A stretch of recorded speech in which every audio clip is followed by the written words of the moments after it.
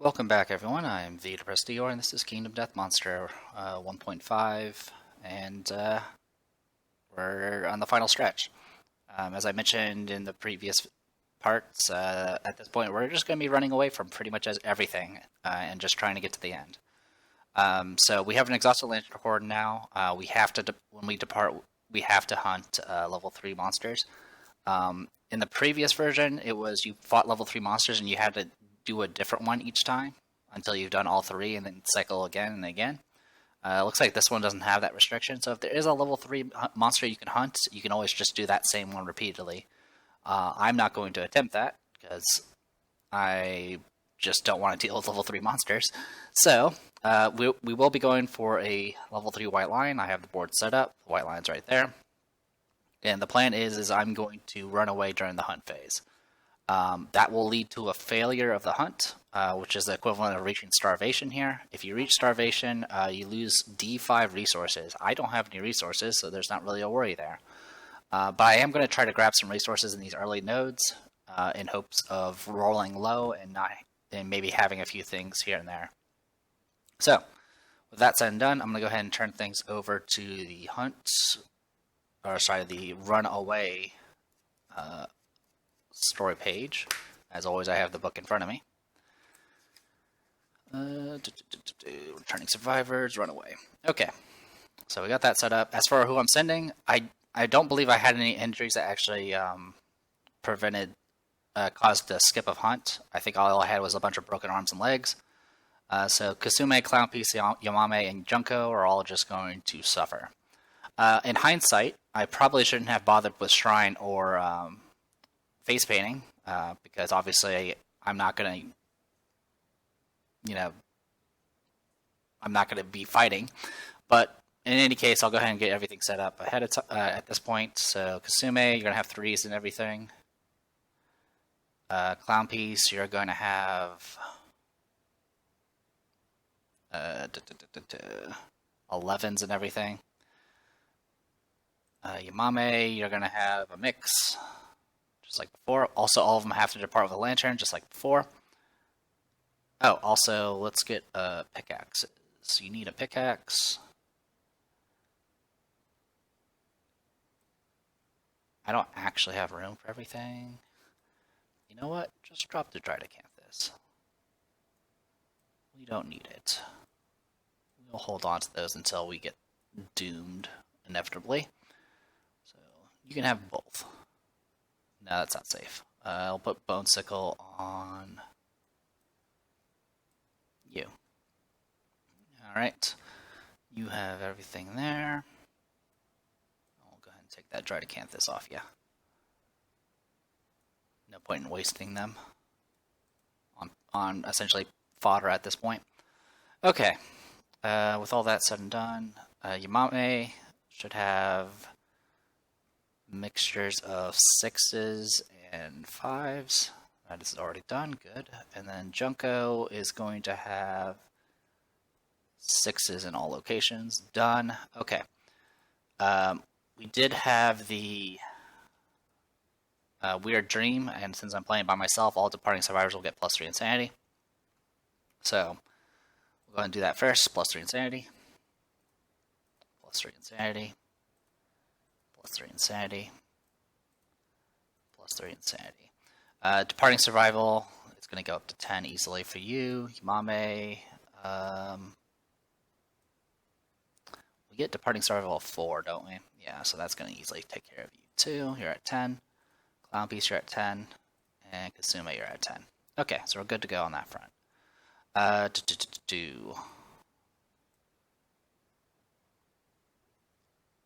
Nothing I need to note there. I don't get the insanity from this until I actually get into the arrival, which is probably not going to happen. And then this here, I get +2 insanity from the leather mask.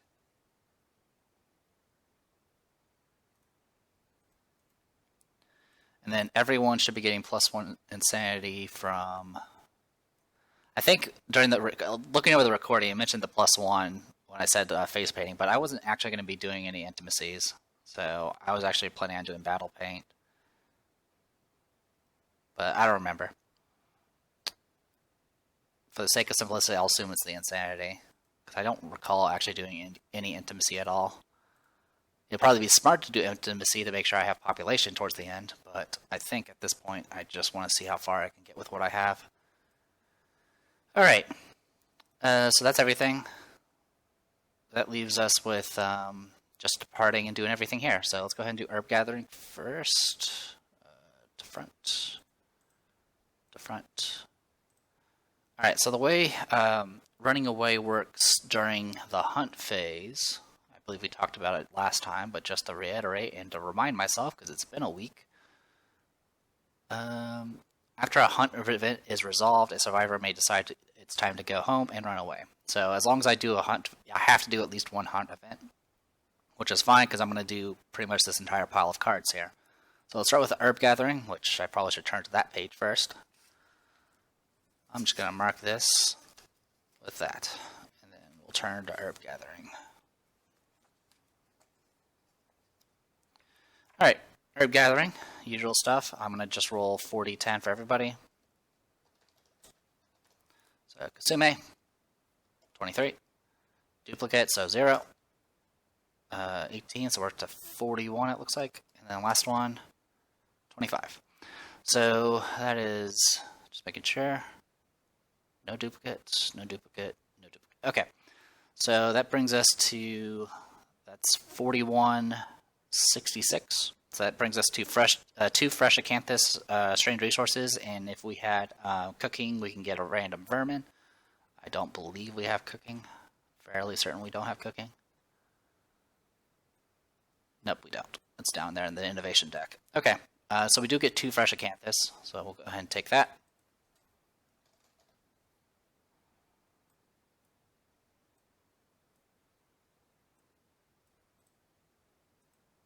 If I can get back to the settlement with at least one of these, that'll be great, because I could make dried acanthus with that.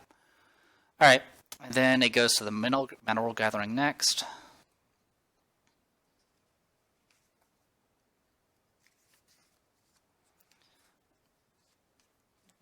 Mineral gathering. So it's just going to be a straight 1d10 roll.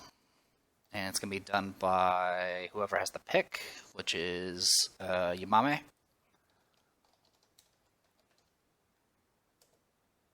Okay, 10. Gain 1 scrap basic resource. If this is, okay. If it was past the overwhelming darkness, we can go into the tunnels, but we're not, so we're just going to get a scrap.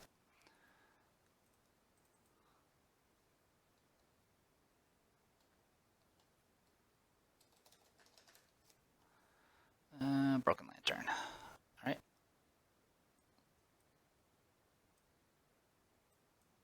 And that goes to you.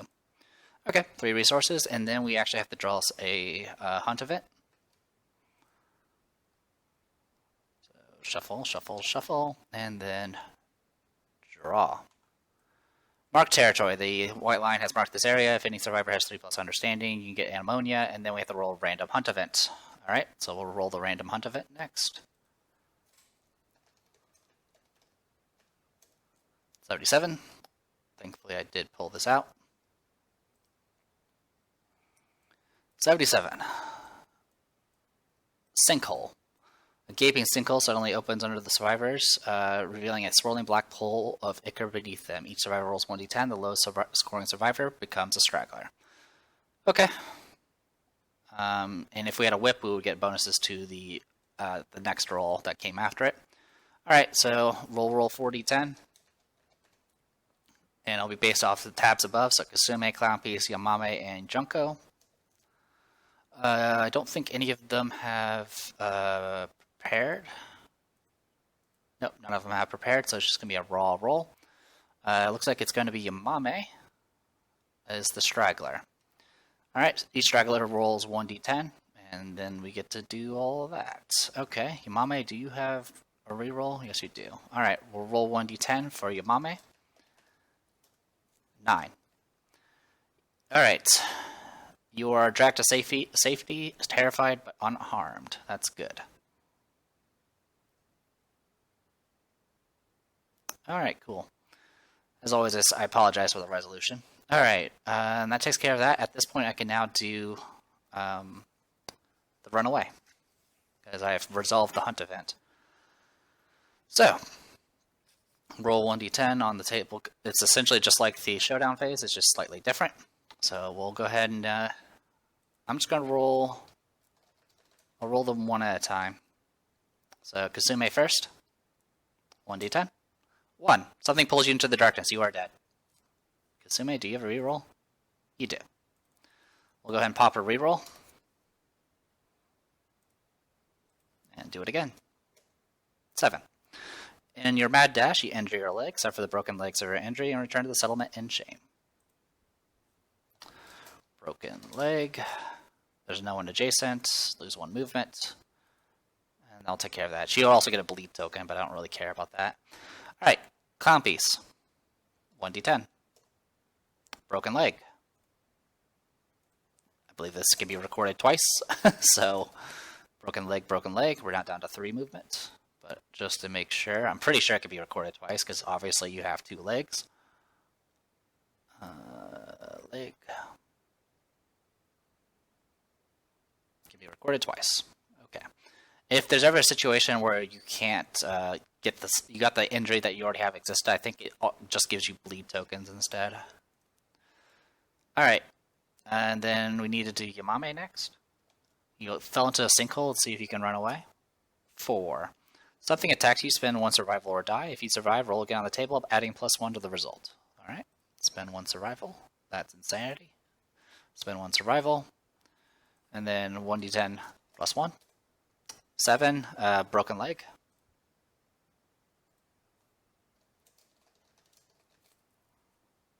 Okay. And I'll drop her movement by 1.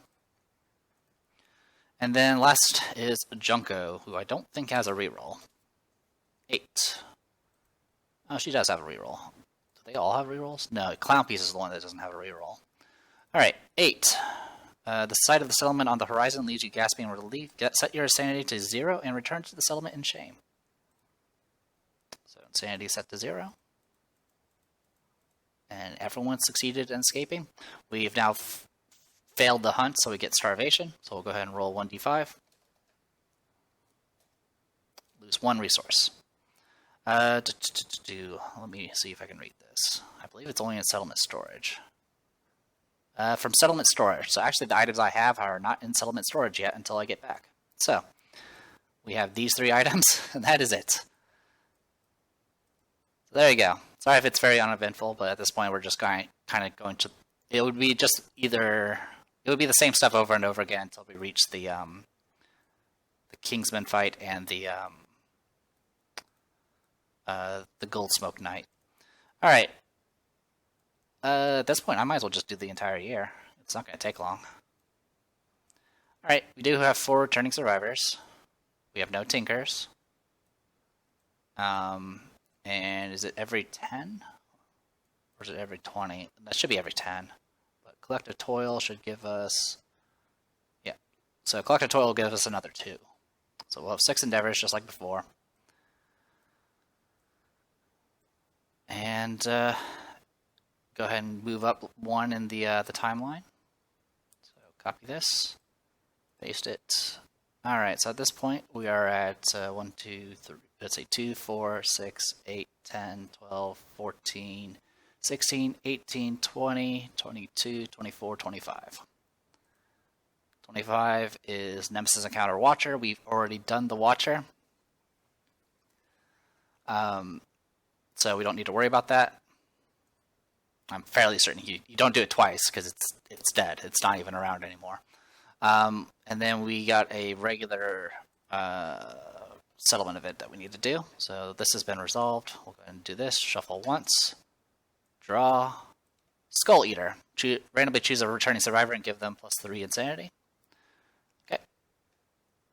I will roll 1d4. I'll be based off the tabs above. 2. Clown Piece is going to get 3 insanity, and then we need to roll 1d10, I believe.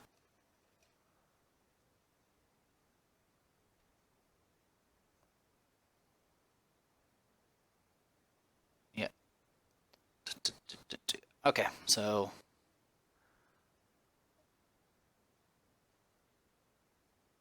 Alright, so yeah, we'll roll 1d10 and see what we get. 5. Skull Eater's activities go unnoticed. They gain +1 permanent strength and +1 courage. Add murder to the settlement event next year. Nope, I'm going to reroll that. Who was this? Clown piece? We'll use up... Yeah, we don't want murder.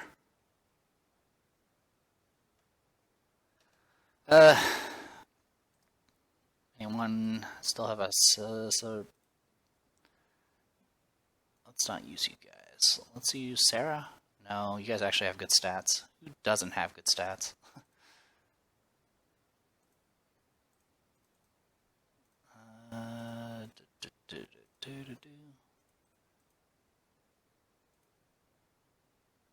We'll use you. We'll use Toyo Sato Mimi's reroll to try to get rid of murder, because we don't want murder, because murder's bad. 1d10, 6, that's not much better. We need to get an 8 or higher. And yes, I will sacrifice what I need to do this. Yuki, no reroll. Satori, no. Futo, no. Screw it, we'll just use these people. Broken leg, clown piece. Yamame, use your reroll.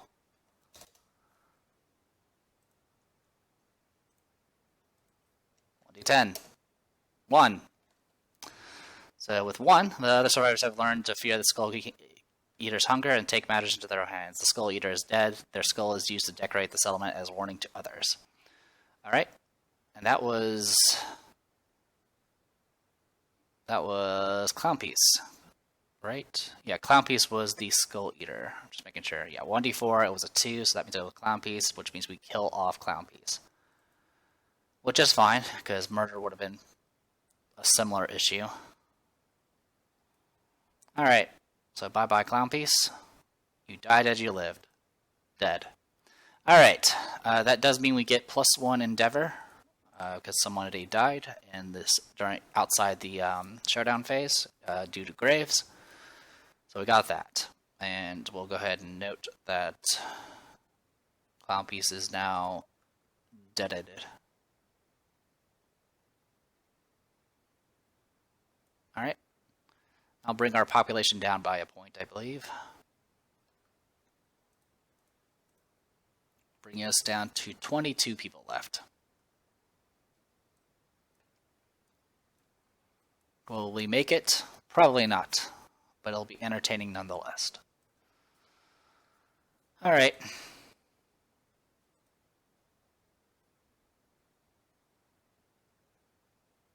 Wait, didn't I use Kasume's reroll already? I'm fairly... Yeah, I did. I used it for surviving the that first roll. She rolled a natural 1, didn't she? Yeah, she did. And she rolled all those. Okay. So I would have used Junko's reroll instead. I'll take care of that. Oh wait, no, I used Yamame's reroll to do all that nonsense. Okay, never mind. Sorry, I was getting people mixed up. But yeah, Kasume's reroll was used to save herself. Yamame did the reroll to try to fend off the Skull Eater, and inevitably got people killed. Alright, so bye-bye Clown Piece. In most cases, it's not going to really matter. It's going to just come down to the final showdown, which I think only 4 people could participate in. Okay, with all that said and done, let's go ahead and dive into the rest of the stuff. We're going to go ahead and just spend our resources and get 2 Dridecanthus made.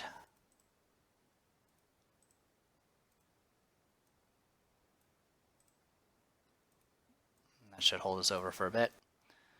And then, not going to worry about the Broken Lantern. In fact, we're going to lose the Broken Lantern pretty soon. Alright, so I'm not going to worry about Shrine anymore. I'm not going to worry about face painting. I am going to work on...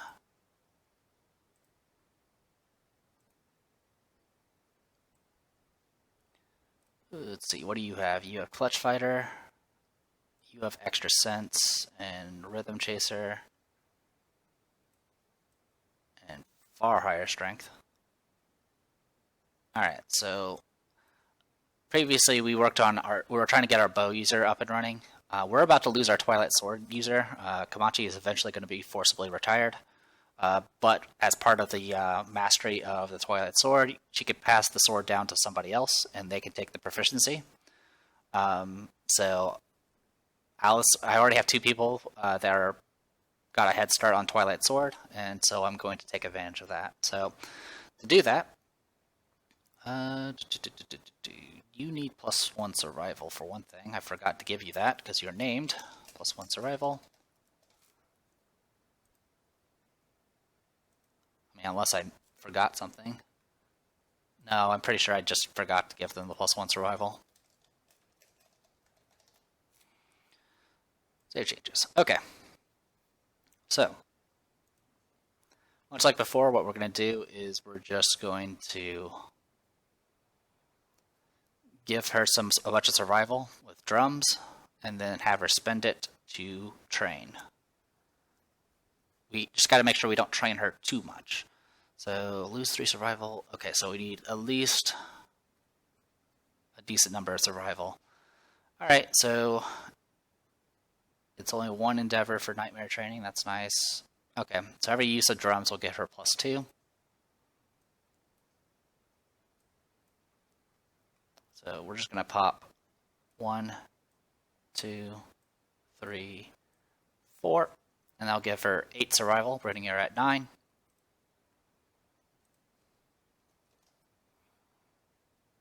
And then we're going to spend an endeavor to train. It's going to cost her 3 survival, and then she gets the roll.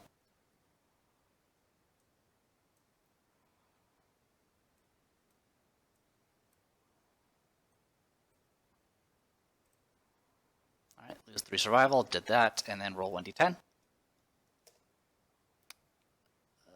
6.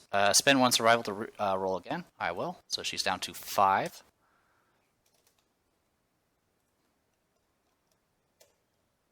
I can spend 1 survival and roll again, so I will. Putting her at 4. 7. I can spend 1 survival and roll again. I will. Putting her at 3.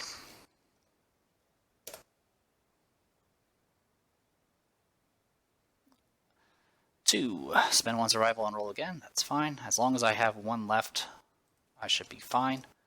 Putting her at 2. Alright, and then last one. Alright, I'm not going to roll again. And save changes. So she's at 1 survival again. So we burned 5 endeavors so far and didn't make any progress. And I'm just going to use those last 2 to give her 4 more survival for later. Putting her at 5. Save changes. Okay, and that is pretty much it. How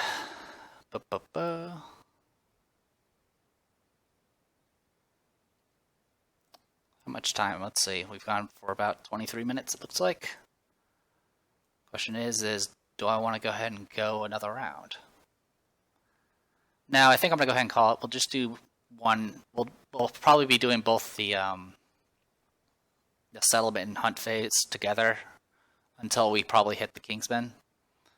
Once we hit the Kingsmen, all bets are off because I'm going to have to actually quote-unquote fight it. And by fight it, I mean run away as it beats the tar out of me. But for right now, yeah, on the when we encounter the Kingsmen, that's when Komachi's going to retire. And that'll be pretty much it.